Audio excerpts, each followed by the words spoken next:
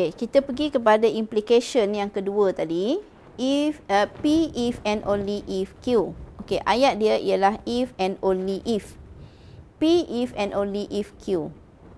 Okey, kita akan beri tadi, kita akan dapat dia sebagai dua implication. Yang pertama, P menjadi antecedent.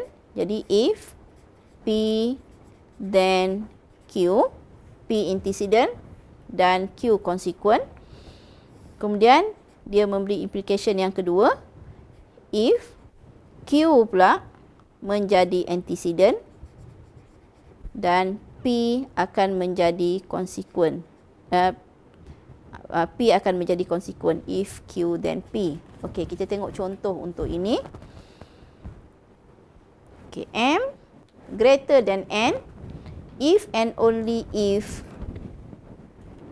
M plus 1 greater than N plus 1. Okey. Ayatnya adalah if and only if. Okey, sebelum if and only if, ini adalah ayat P. Selepas if and only if, ini adalah ayat Q. Jadi, dia akan memberikan implication yang pertama. If P, salin ayat P, M greater than N, then Q, salin ayat Q, M plus 1 greater than N plus 1.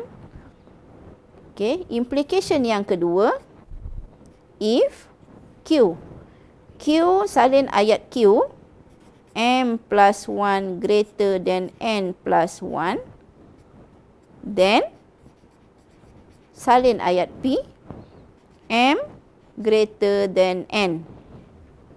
Okey, kita tengok contoh yang kedua. If and only if.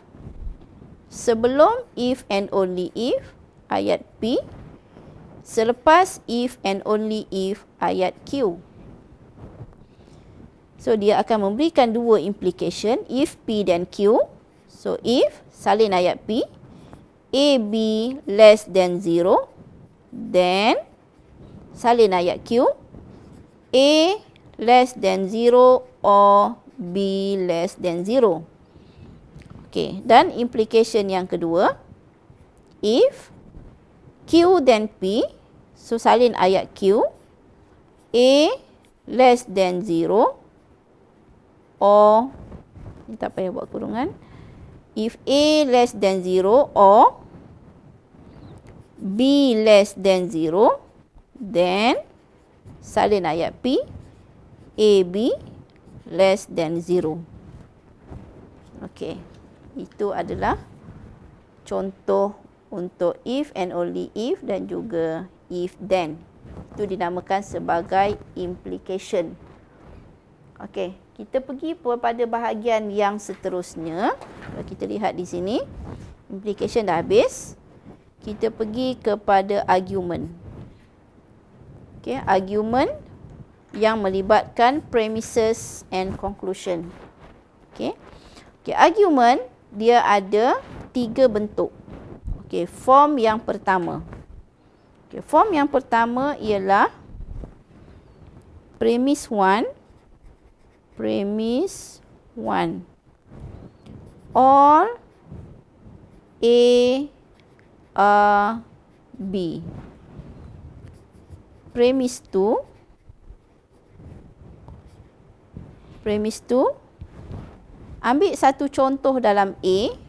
So, kita kata C. C is A. So, conclusion. Conclusion. C is B. Okay. Example. Example. Okay, premise 1.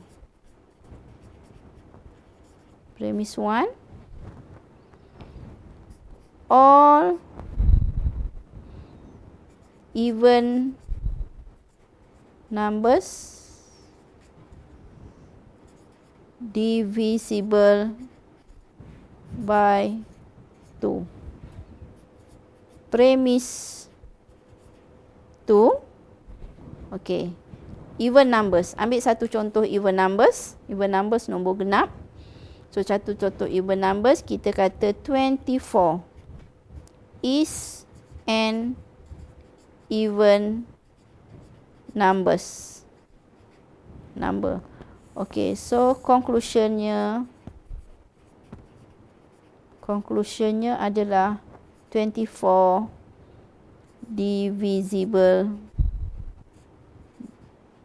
divisible by 2.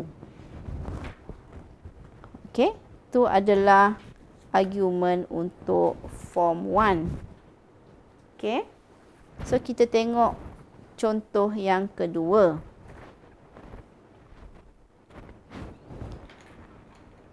All prime numbers are divisible by itself and number 1. Okay, ini all prime numbers. Prime numbers ni adalah A dia tadi. Divisible by itself and number 1 ni, ini adalah B dia. Kita ambil satu contoh prime numbers, kita kata P di sini. Contoh dia, ini adalah C. Dan prime numbers ni tadi adalah A. So, conclusion kita adalah C is B. C is B. So, P is divisible by itself and number 1. Okay. Itu adalah contoh untuk bentuk yang pertama. Okay, so kalau kita nak buat ayat yang bukan matematik lah, kita kata semua mamalia berdarah panas. Itu contoh ayat dalam sains. Okey, ambil satu contoh dalam mamalia. Manusia adalah mamalia. So, conclusionnya adalah manusia berdarah panas. Itu adalah contoh yang bukan matematik. Contoh sains untuk bentuk yang pertama. Okey. So, kita lihat bentuk yang kedua. Bentuk yang kedua, kita ada, sama juga kita ada premis 1, premis 1. Okay. Premis 1 kita adalah satu implication. If P then Q. Okay. Premis 2 adalah kita benarkan P. P is true. Dan conclusion kita ada Q is true. Okey.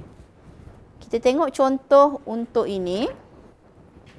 Kita ambil contoh dalam bahasa Melayu lah. Untuk kita fahamkan konsep dia. Okey. Katalah premis 1. Premis 1 kita kata jika hari hujan, maka perlawanan bola sepak dibatalkan. Itu premis 1. Hari hujan adalah P, perlawanan bola sepak dibatalkan adalah Q. Okey, premis 2, hari hujan. Kita benarkan pernyataan yang pertama tu, P tu hari hujan. Okey. Jadi conclusionnya perlawanan bola sepak dibatalkan. Okey, itu bentuk yang kedua ya. Kita benarkan untuk premis 2, premis 1 adalah satu implication if P dan Q. Premis 2 kita benarkan pernyataan P dan conclusion kita benarkan pernyataan Q. Okey, kita akan lihat nanti bentuk yang ketiga. Dia ada beza sedikit dengan bentuk yang kedua. Premis 1-nya sama, tapi premis 2 dan conclusionnya berbeza. Okey. So kita akan lihat untuk kita akan lihat contoh untuk form yang kedua selepas ini.